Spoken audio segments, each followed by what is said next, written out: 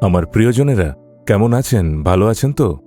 আপনার কি কোনো বোঝা রয়েছে? কোনো বিশেষ চিন্তা হৃদয়কে চেপে রেখেছে? কোনো সমস্যা, দুশ্চিন্তা, অসুস্থতা বা প্রয়োজন কি আপনাকে কষ্ট দিচ্ছে? আপনি কি সবসময় আপনার সন্তান, স্বামী, স্ত্রী, পরিবার কিংবা জীবনের কোনো পরিস্থিতি নিয়ে ভারাক্রান্ত থাকেন? এই বোঝা বহন করতে করতে আপনি কি ক্লান্ত হয়ে পড়েছেন? আপনিও কি এমনভাবে কষ্ট পাচ্ছেন?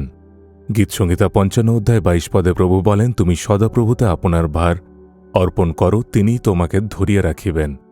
প্রভু আপনাকে বলছেন, আমার সন্তান, তোমার সমস্ত ভার আমার উপরে অর্পণ করো। তুমি এখনও কেন তা বহন করে চলেছ? কেন এই বোঝা নিজের কাঁধে তুলেছ? আমি কি তোমার জন্য নেই? প্রভু যীশু কি সেই ভারী ক্রুশ বহন করে কলকাতায় যাননি? তার কাঁধে যে ক্রুশ রাখা হয়েছিল তা ছিল অত্যন্ত ভারী।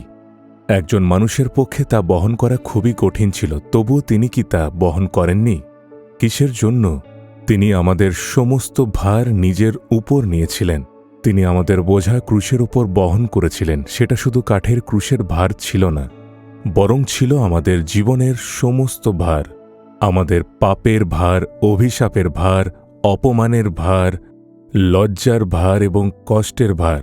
আমাদের জীবনে কত রকমের বোঝা আছে যা আমাদের ব্যথিত করে, তাই না?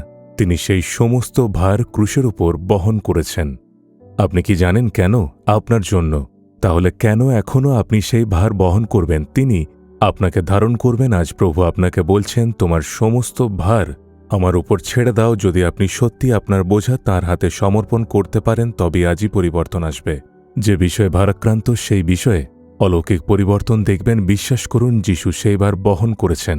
আপনি কি নিজেকে তাঁর কাছে সমর্পণ করবেন? সবকিছু ছেড়ে দিন এবং দেখুন, এই মুহূর্তেই আপনি পরিবর্তন দেখবেন। আপনি কি প্রার্থনা করবেন? প্রভু যীশু, আমার ভার তোমার কাছে সমর্পণ করি। তুমি ইতিমধ্যেই সমস্ত বোঝা ক্রুশের ওপর বহন করেছ। আমি আর বহন করতে চাই না, বরং আমি তোমার চরণে রেখে দিচ্ছি। তুমি সেই ঈশ্বর যিনি আমাকে ধারণ করেন।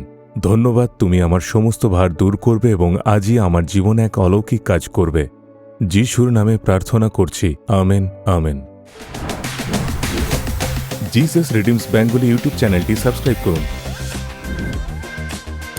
বেল আইকনটি ক্লিক করুন আমাদের প্রতিদিনের নতুন প্রোগ্রাম সম্পর্কে আপডেট পেতে।